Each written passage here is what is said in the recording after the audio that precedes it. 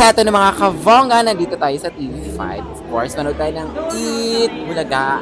Ayan, so nandito na kami sa hallway at nandito na kami sa Studio 4 para manood sa live. So, picture muna.